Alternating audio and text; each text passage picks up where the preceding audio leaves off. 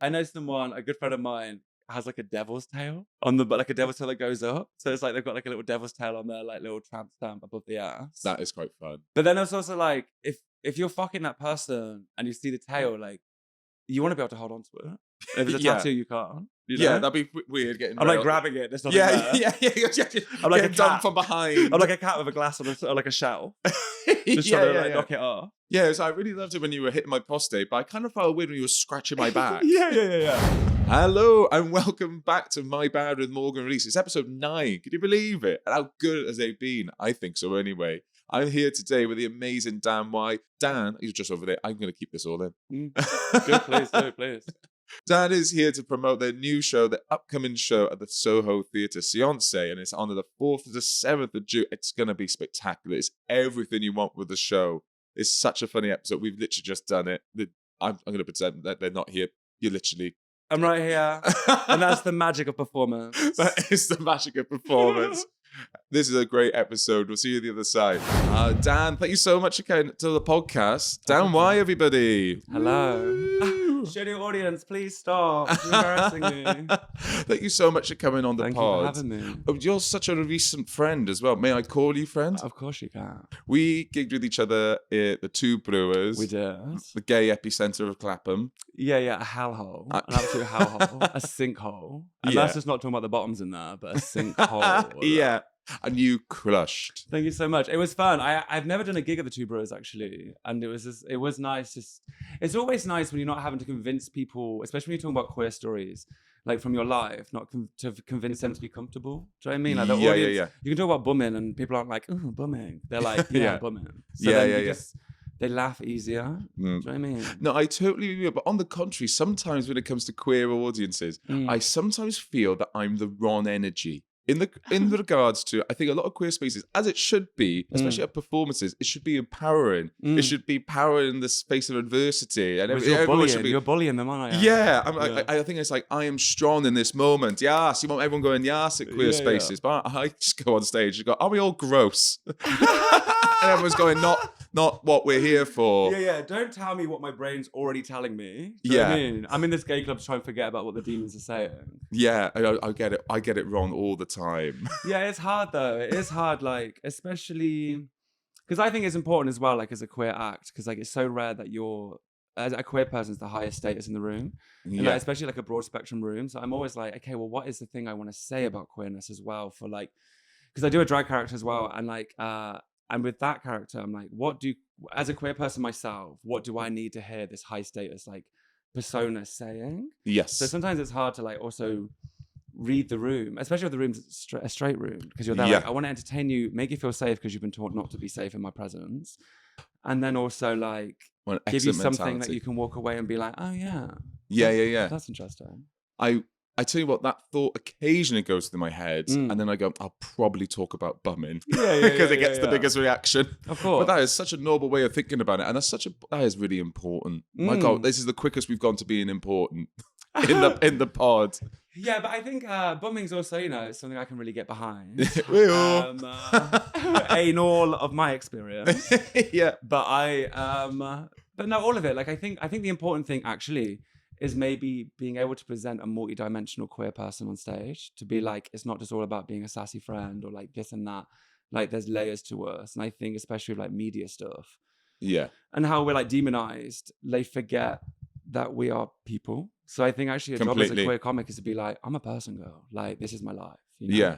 No, I totally see that. One reason I try and make queer comedy for everyone, and that's not me. That's not like a bold mission statement, or like I'm trying to get to the masses. I'm not a missionary, despite what my camera roll says. But in the fact that I try and tackle queer comedy for straight audiences, in regards that there's a human element to everything. Well, a lot of times I think some people will be too fucking quick to call, that's gay material. It's not gay material. I just said boyfriend. I'm talking about being in the shops with my boyfriend. Yeah, I can't stand that shit really. Like I when I first started out in stand-up as well, like the amount of times where you would do a gig and be the only like gay person in the room, and you'd walk out to like a bunch of old men with like their dogs in a pub, and like you kind of think you already don't like me as a person or what I represent. Why would you laugh at me? But on the flip side, if you had a good gig, like the straight comics in the room being there like, yeah, but it's because you're gay. And you're like, nah, girl, listen, like, that's not the reason I was funny. I made punchlines. You didn't. Yeah. You know?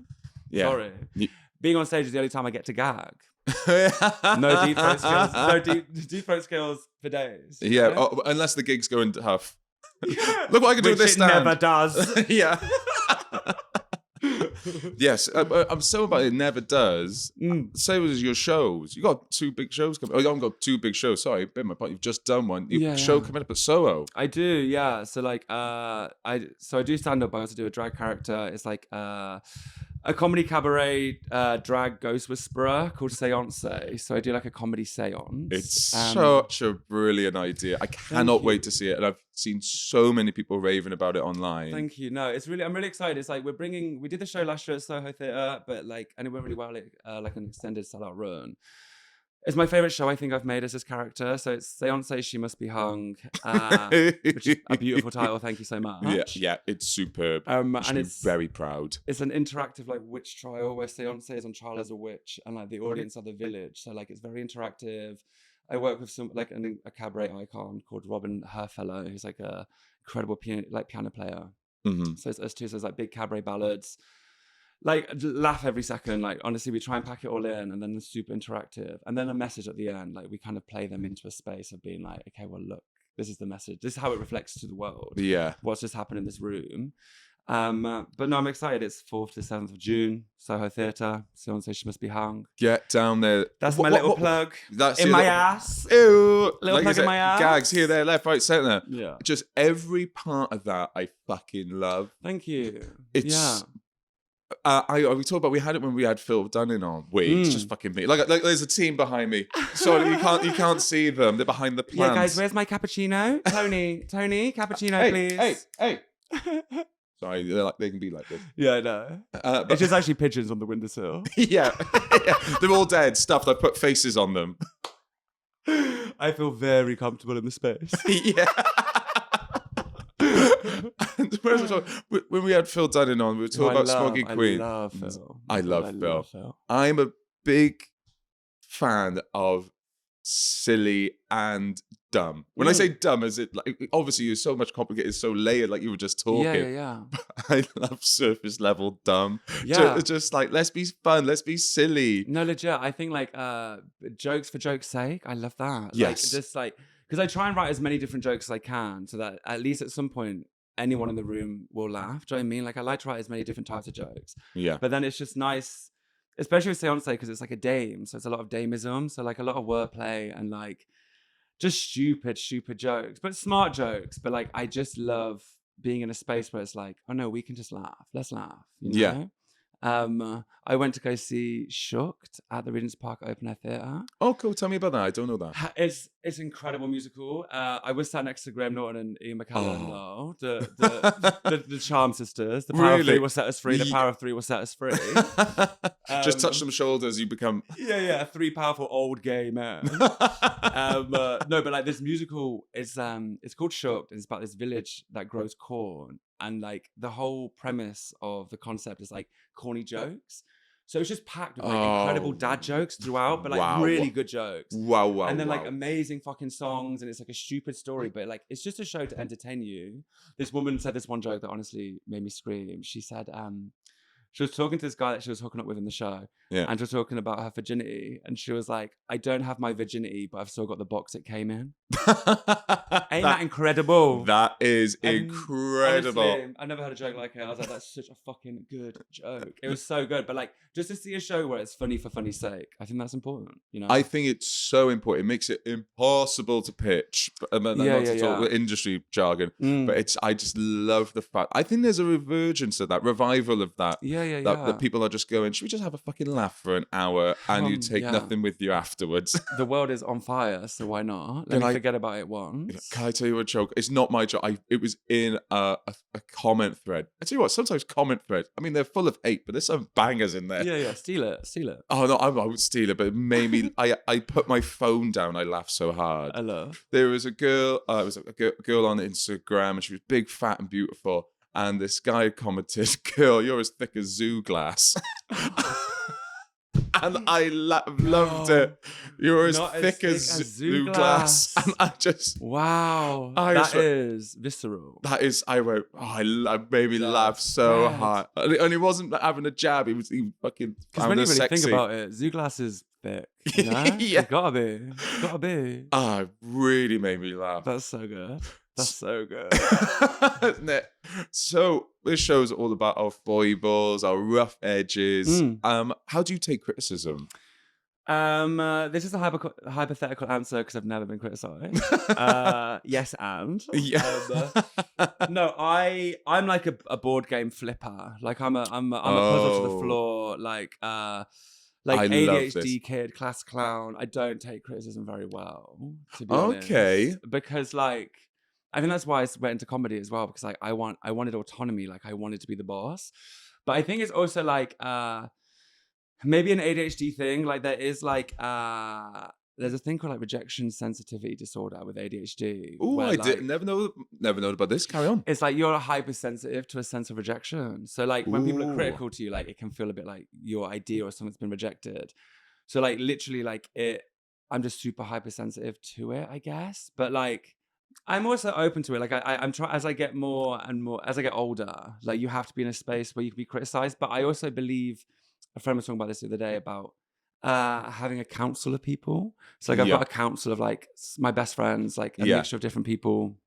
And it means that like I'm trying to get more to the space that I only care really about their opinion instead of like reviews or whatnot, or someone who doesn't know you. I'd rather like have a council of people that I go, smart. What do you think? And they can be honest with me, and I go, well, I trust what you believe or what you say because you know me. Because like I mean, it's hard, especially like reviews and stuff. Sometimes you're like, it doesn't affect me, and then you read it and you're like, oh my God, like that is crushing. How dare you? How dare you get me spot on? Same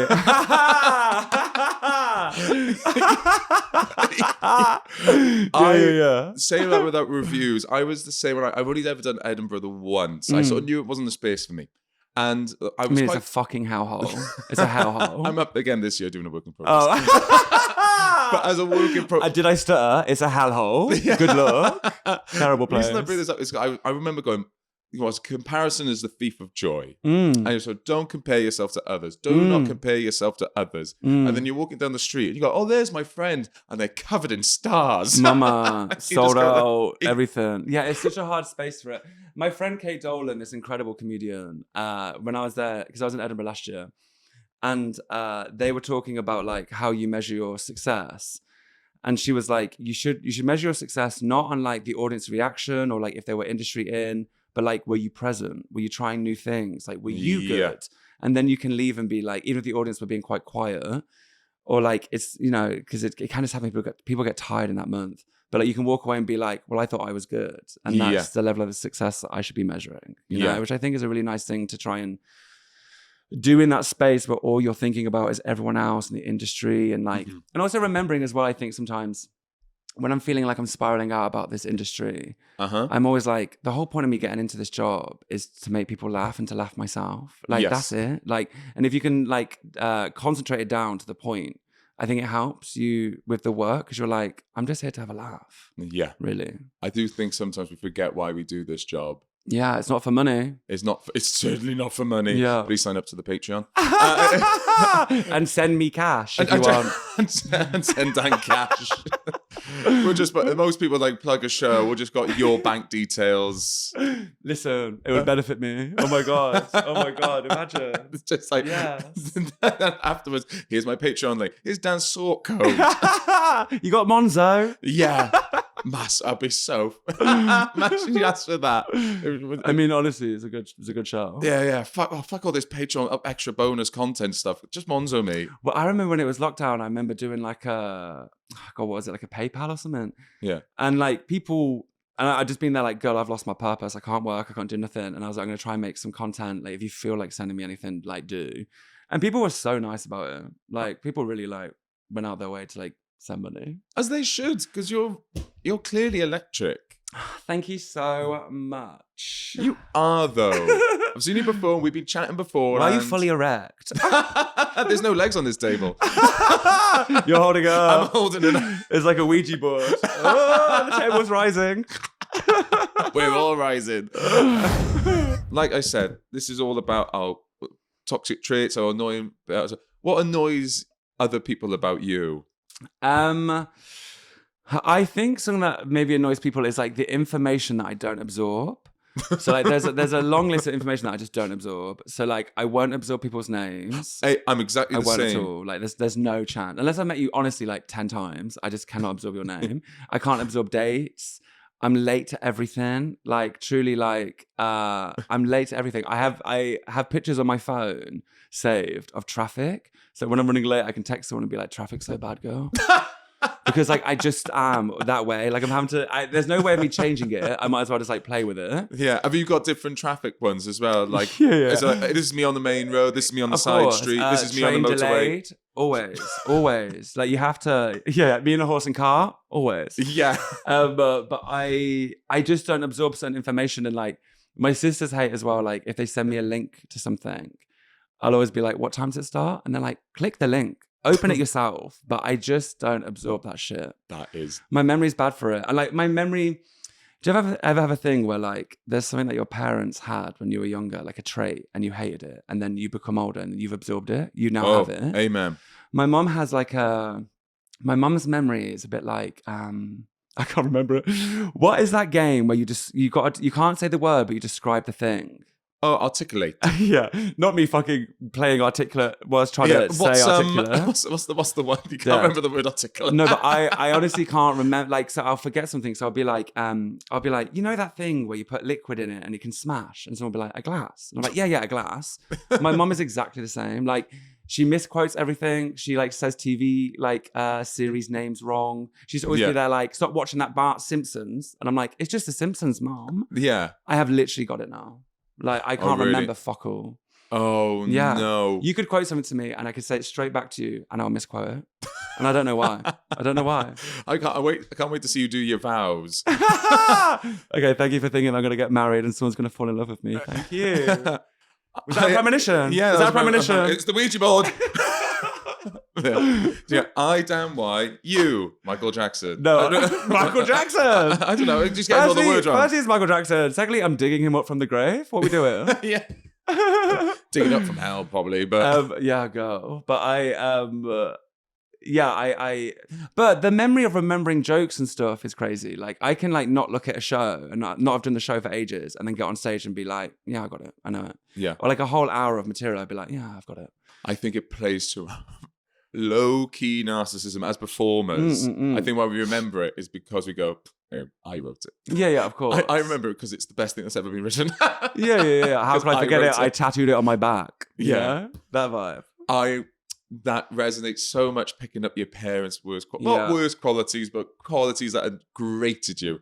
My mum has a bit of, and she would admit this, a bit of an intelligence complex. If her intelligence is ever questioned or attacked or anything, it is, like you said, flip. I mean, the amount of times my mum has flipped the games table. Yeah. Just be playing and it's awkward because you're fully erect underneath it, and she flips it and she sees your erect cock. I mean, like trauma feeds into the horniness. Oh, it's a vicious cycle. You just had a 7-letter word on Scrabble. Anyone would be erect. Do you know what I mean? A 7-letter word. I'm erect just thinking about it. God, I wish I was sharp enough to think of a pun that was 7 letters. Mama, Scrabble's. Who cares about Scrabble? Honestly, I think. Yeah, I've never enjoyed.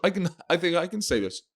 Exclusive. Yeah. I don't think I've ever enjoyed a game of Scrabble. No. And if you said, "Hey Morgan, for the rest of your life you'll never play a game of Scrabble," I'll just go, "Fine.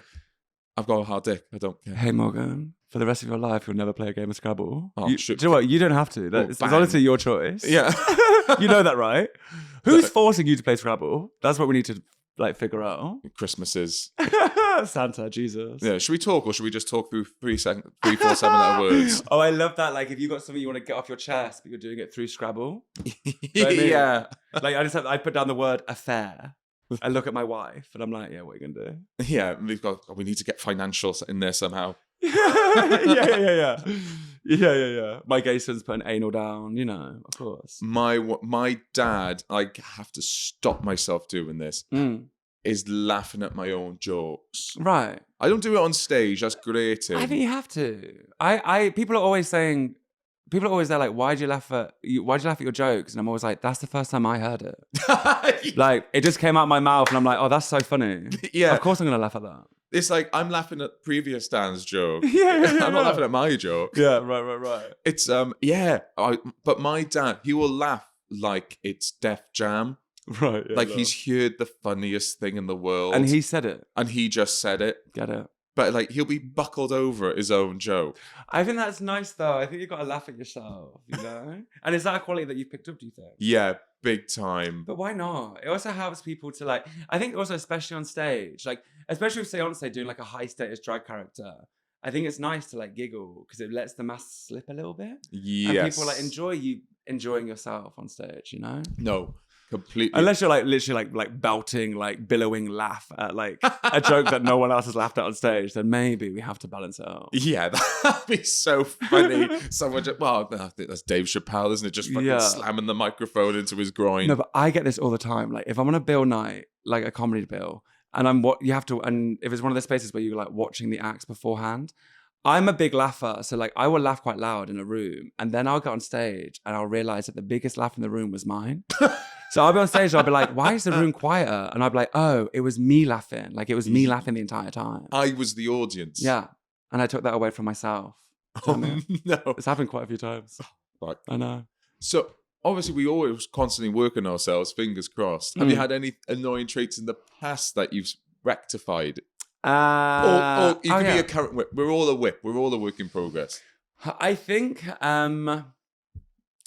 maybe like even in like a self-esteem way, like I've always been the class clown. I've always been like the funny kid. And I think for a long time that was my worth. You know what I mean? Like I was the funny one. Like my brain is the thing that's attractive or impressive.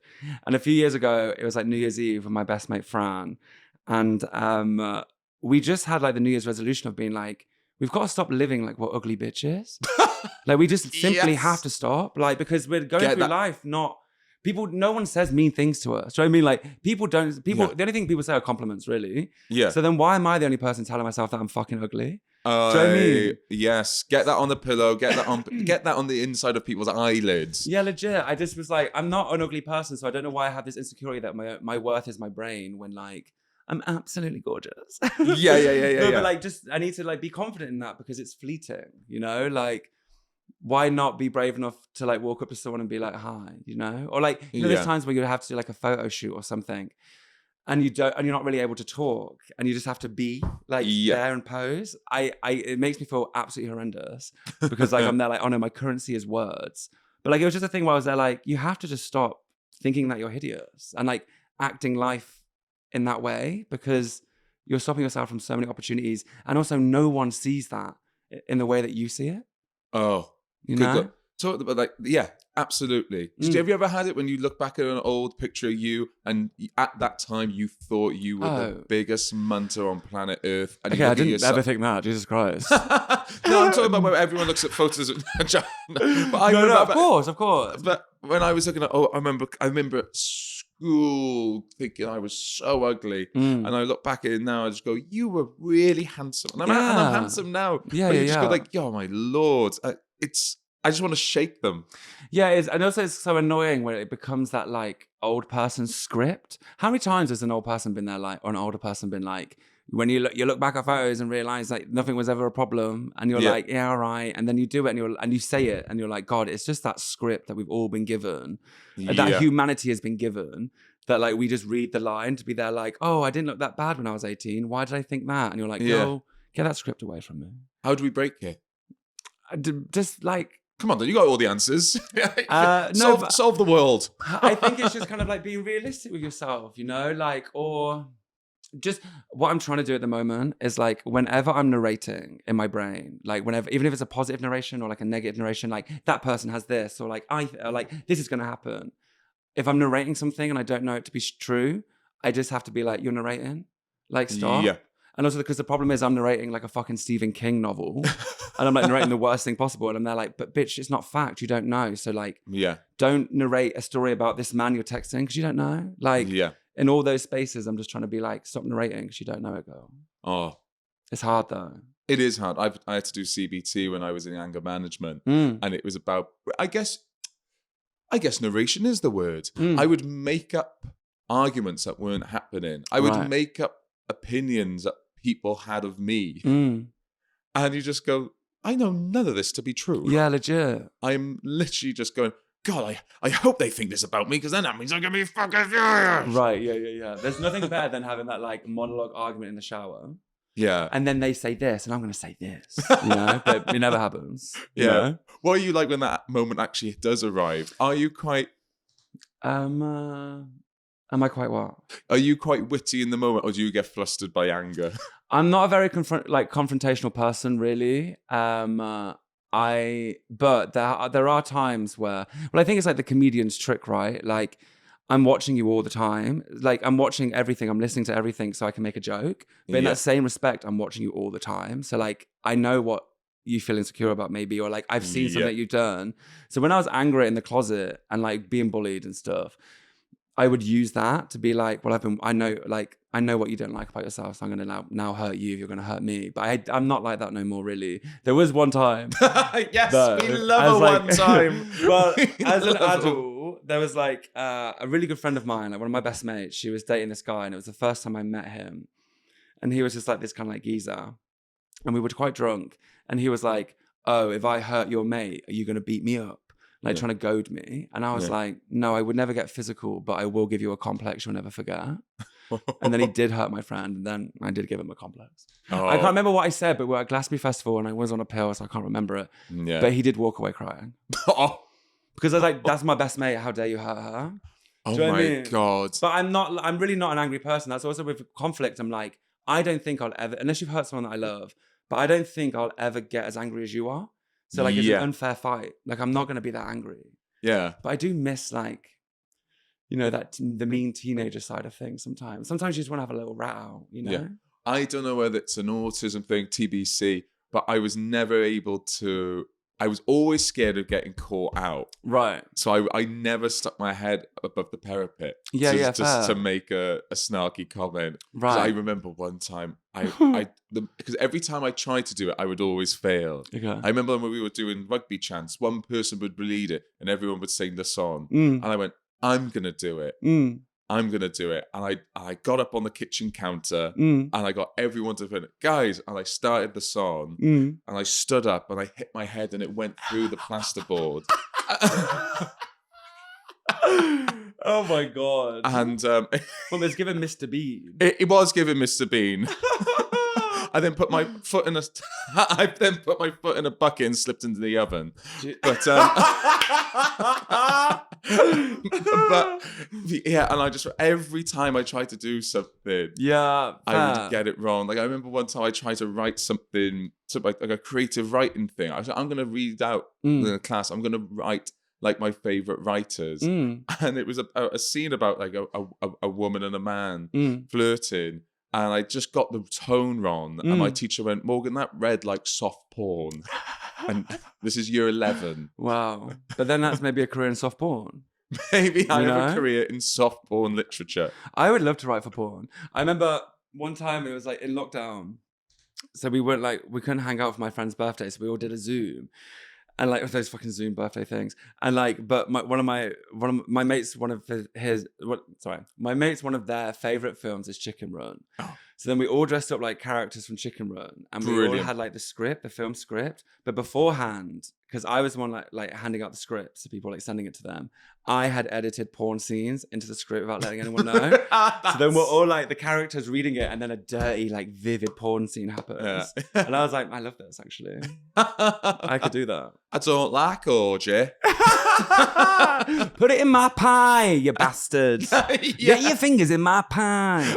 That's such a good movie. Yeah, it's such a good movie. I like Chicken Run too. Let me tell you, so do I. People really shit on that, and I'm like, girl, it's a good step up from the first. Yeah, there's a line in it. Chicken Ran, so that one could, I don't know, fly. Brilliant. I don't know.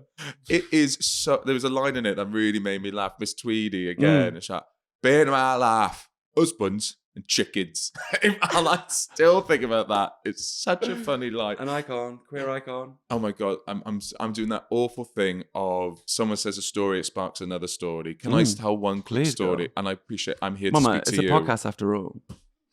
I haven't thought about this in years. No. We got my school year, my English class made the news. We made the news because we were reading Noughts and Crosses. We were the same age. I didn't do that. I didn't do that in my curriculum. It's a take on Romeo and Juliet.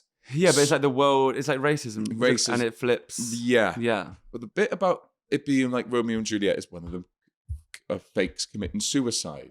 Right. And one thing we had to do is, as a creative writing exercise in our class, we all had to write a suicide note. Shut the fuck up. I am not joking. That's so intense. And it was like this new teacher that wanted to do so for GCSE. And I don't think there's very few people in this world that has ever had their suicide note graded. What did you get? I got a B. It's not good enough, really, is it? I got a B in my suicide note. But the thing is, like, the kids that got A stars, you're worried for them. Yeah. Do you know what I mean? You are worried. Yeah. But I think you want to get a lower grade so people are not like, oh, she's on the edge.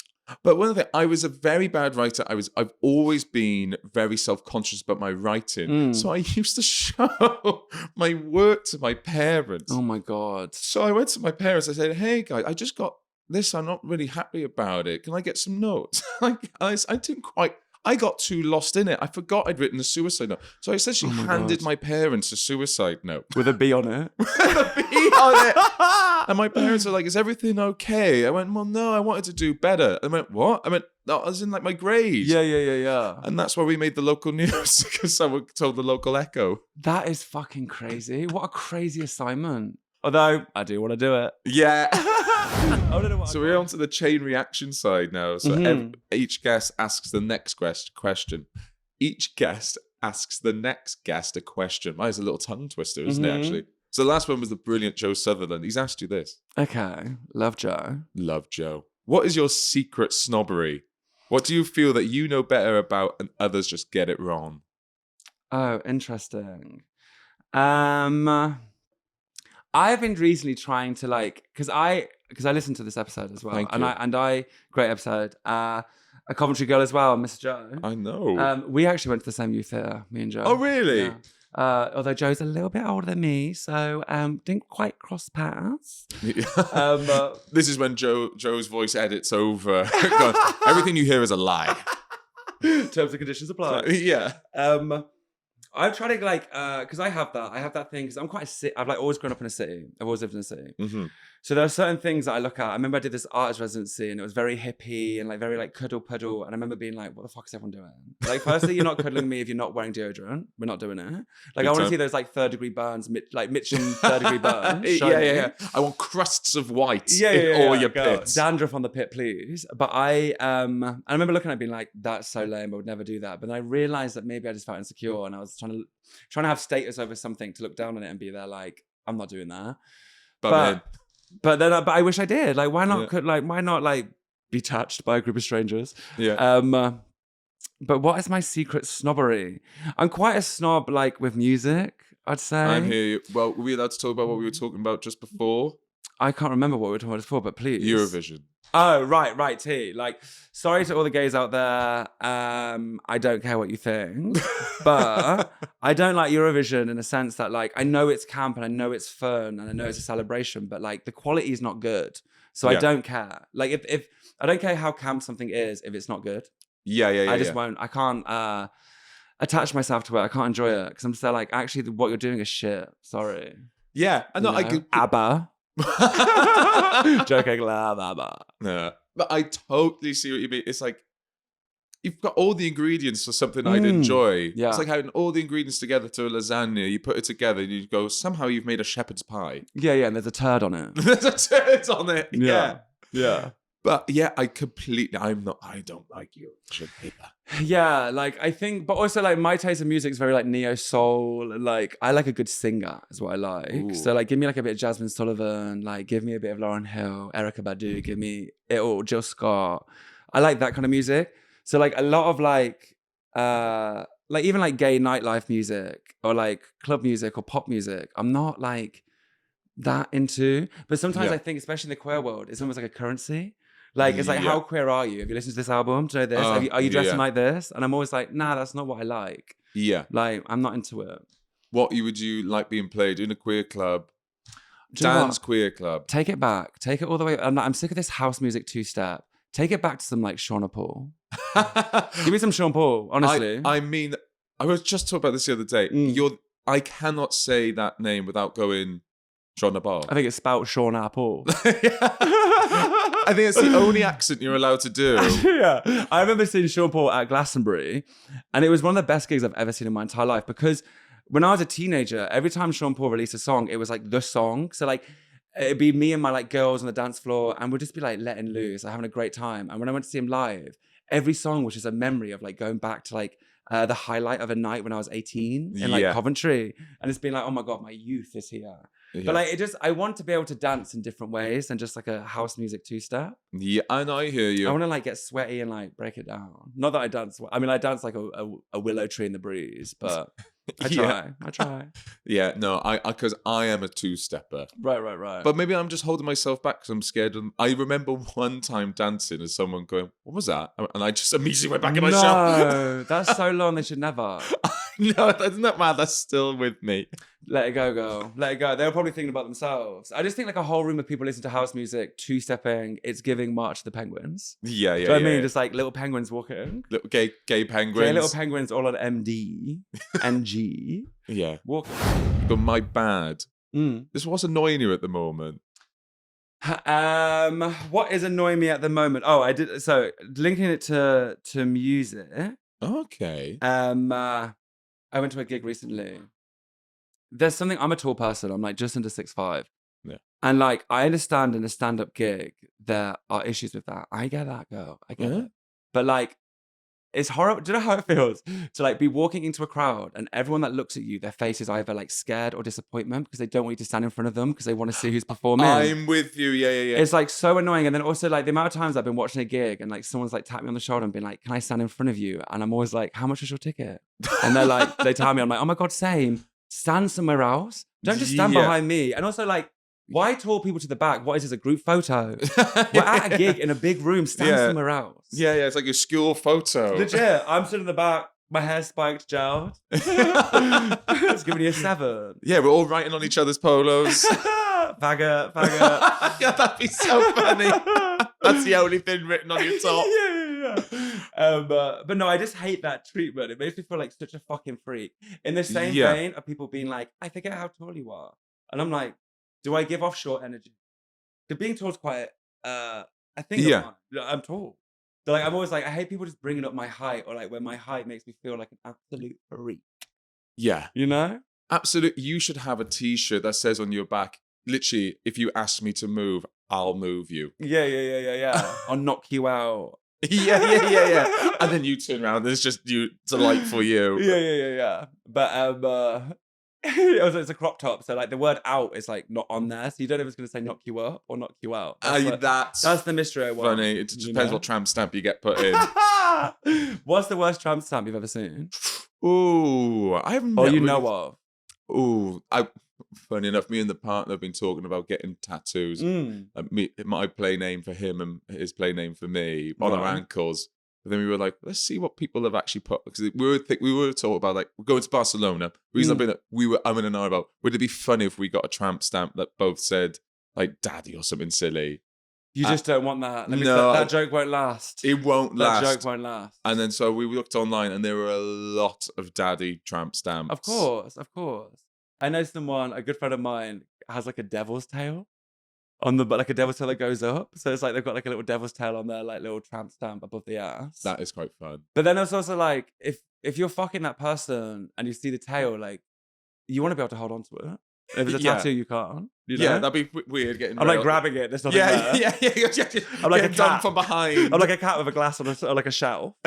Just trying to knock it off. Yeah, so I really loved it when you were hitting my prostate, but I kind of felt weird when you were scratching my back. Yeah. Right, my bad. We all do bad things. Is there anything you want to get off your chest? It's like confession, isn't it? I've just realized I've written confession. Yeah. Thank you, Father, for I have sinned. Is it? No, forgive me, Father, for I have sinned. Yeah. God, are you religious when you grew up? Not at all. I don't think Wales is particularly religious. So I grew up like a little Catholic kid, and like confession was a thing. Although I never did confession well because I could only remember the prayers in a group. So like you do confession, you say your sins, and then you've got to do like 4 Hail Marys and like a Our Father. And I would like kneel on this cushion after my confession and just kneel there for like 5 minutes or however long I thought it would take to say those prayers and just be like, God, I can't remember it, girl. Okay. Like, I don't know how to say Hail Mary unless there's a class with me. Yeah. So I just like kneel there and be like, just forgive me already. Stop being such a fucking dick about it. What is the thing that a thing that I've fallen back into, which I'm actually kind of really annoyed by, is like the curse of like flirting or allowing straight men to flirt with you. Do you know what I mean? That thing where like it's never going to come to fruition. The outcome is never going to be what you want. You waste that energy. Yeah. And like, I think I've fallen back into like recently been at events and like the people that I do fancy, like I don't flirt with. Wow, like I flirt with everyone unless I fancy you, and then I'm a shit flirter. Like I'm very like tit for tat. Really? But I'm a comedian, so my tits are a lot perkier than your tat, and I'm just bullying the person. Yeah. At a certain point in the night, they're like, "Do you hate me?" And I'm like, "No, I want to sleep with you." Yeah, so it is like a playground. Mama, it is because I set the rules. Yeah, I pull their hair. But no, but then with men, like the only thing then is like with a straight man who I almost think there's no risk almost, you know, because like you're not gonna fuck them. Sometimes you do, of course, but like, but then I'm able just to like flirt so much better. And like be relaxed and like really like play with it. And then I leave and I'm like, that was such a waste of energy. I gave my best lines to this man when I could have been flirting with this person that I think fancies me. Yeah. But I wasn't able to. And it's just like, I remember one time I was at this wedding.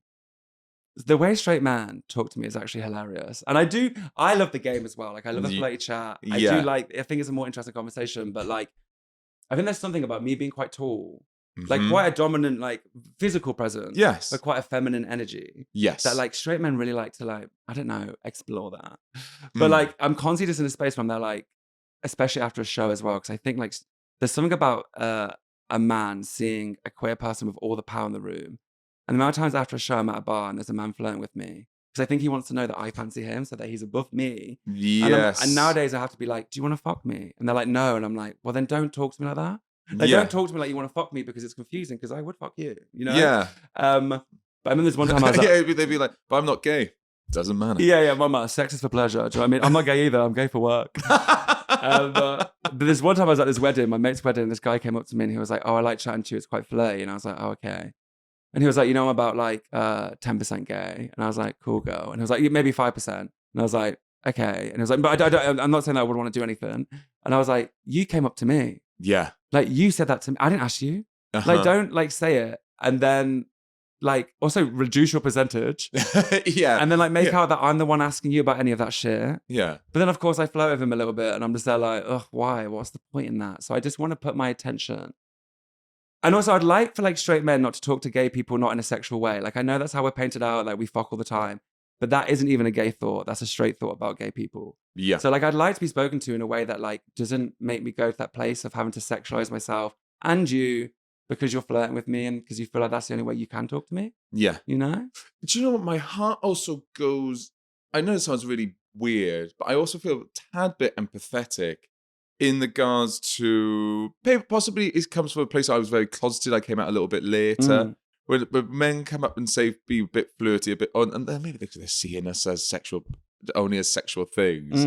But it's a bit like, oh, you really want to play on this thing, that nagging thing inside you, and you only see, this is now your only opportunity. Yeah, of course. I believe that as well. Like some of these men didn't get the opportunity to like explore. So like, they are they feel safe to do that with you, but like, girl, unless we're sucking each other off, get out of my fucking way. Because I want to be sucking that guy off. Yeah, like, what's the point? And he's 90% gay. The other 10%? I've got no idea.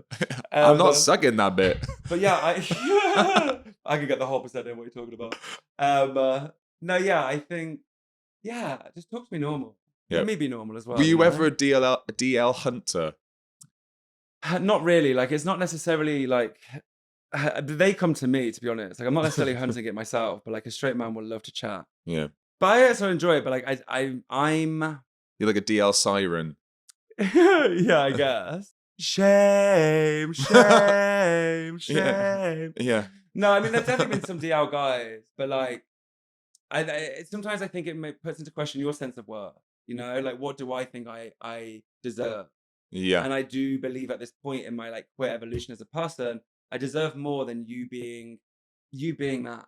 You Yeah. know, like I want you to be as like I don't want my gayness to feel like something when it's not. Do you know what I mean? Like I want to be as gay as possible. Yeah. And like As you fucking should. as I fucking am as well. As you unfortunately. fucking am, yes. Girl, I remember one time I was at a birthday party with my like Yeah. drag friends, and I was like, imagine a time when we get older and we turn to like you know, like real like old school, like gay, like carry on gay, like ooh, like, imagine, are we gonna evolve into that? And my drag friends turn around and they're like, Dan, you're the gayest person we know. Like you're sat there with like a pearl necklace on, fanning yourself at this like brunch. Yeah. You're gay enough. Yeah. You don't need to be gayer. Yeah, they're in full makeup, tucked in. Yeah, my community's bullying me. My community wants me to be straight. It's crazy. Yeah, everyone's going, little less time. Could you be more DL, actually? Yeah. I tell you what, I have a ex-housemate in another place that used to shag this closeted sportsman. Love that was it. DL. And I tell you what, I came in one time and they weren't expecting me. And I tell you what, by the noises they were making, you would not believe he was DL. Wow. The volume. Get it, girl. Get it. It was madness. Yeah. But it's like that porn. It's like in like porn when it's like straight for pay and they're like, I've never done this before. And it's like, girl, you've got a belly ring and a tattoo that says bum me on the back. Like, you've done this before. Let's not pretend. Yeah. I tell you what, this sportsman, let's just say he was very grateful his sport involved shin pads. Because the way... Go on, tell me more. Okay, fine. I'd incriminate my friend and the sportsman. But it was so funny. Gary Lineker, if you're listening. that's why he's left match of the day. That's why Gary Lineker can't... He's not commentating on the World Cup. Yeah, he's too busy on his knees. He's too busy on his knees. Okay, quick fire round. Horoscopes or horror nopes? Do you believe in star signs? Not really. Like, I think it's just a thing where we like to hear people tell us things about ourselves, you know? Like, I like to almost think, you know, like when a straight man's like, what are you looking at? I like to think that, like, in that moment, if someone were to say that to me, I'd be like, do I describe you? And then I like to think that's a straight man's horoscope. Like, he just wants me to tell him about him. Yeah. They don't go to a psychic. They just go to a queer. Yeah, they just try and pick a fight. Like, what the fuck are you looking at? And I'm like, a 5'7" man. He looks quite happy, I guess. I don't know. It's their star sign. I love it. Hold on or move on. Do you hold grudges? I'm trying really hard to like not be that person, but sometimes, yeah. Like, what I'm trying to do is treat people with grace, because then hopefully I treat myself with grace. But like, if you upset me or upset someone that I love, I can hold a grudge. That's good to know. So obviously you've got a drag name. What would your wrestler name be? Oh, fun. Oh, sometimes I MC this like show in Berlin. It's like a cabaret wrestling show, and I'm like, that's the coolest sentence I've ever heard, by the way. Listen, it's a lot of fun. It's a real great show. But my wrestling name when I'm MCing is Chia Batty Boy. And I say, I'll make you bloat and then shit yourself. I fucking love this. Yeah. Oh, God. Here we go. If you had to describe yourself in 3 sounds, what would they be? Those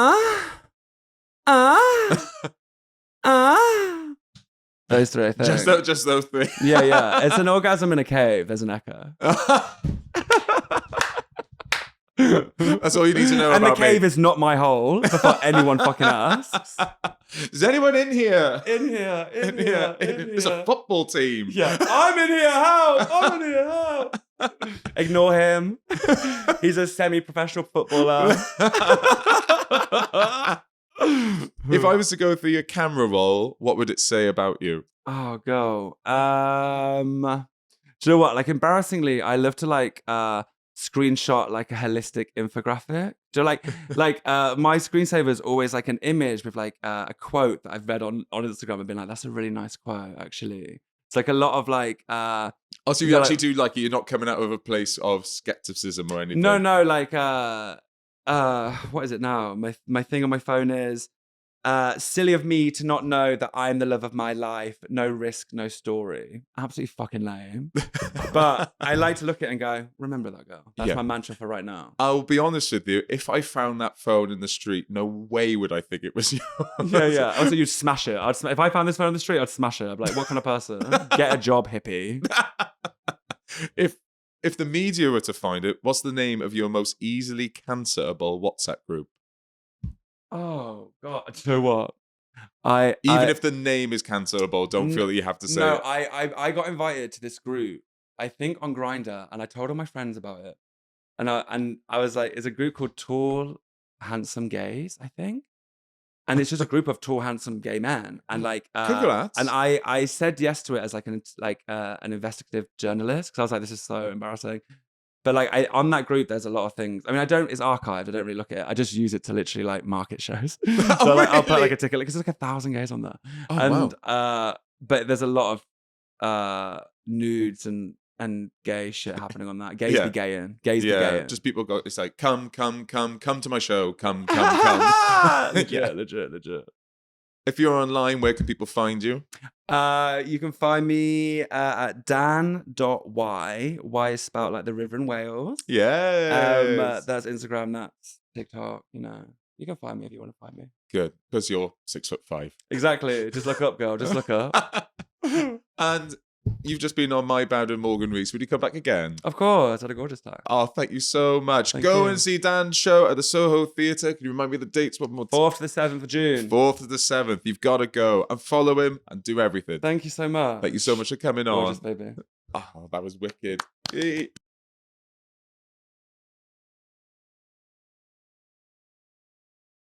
Hello and welcome back to My Bad with Morgan Rees. It's episode 9. Can you believe it? And how good has they been? I think so anyway. I'm here today with the amazing Dan Wye. Dan, he's just over there. I'm going to keep this all in. Good, please. Dan is here to promote their new show, their upcoming show at the Soho Theatre, Sayonce, and it's on the 4th to the 7th of June. It's going to be spectacular. It's everything you want with the show. It's such a funny episode. We've literally just done it. I'm going to pretend that they're not here. You're literally... I'm right here. And that's the magic of performance. That is the magic of performance. This is a great episode. We'll see you on the other side.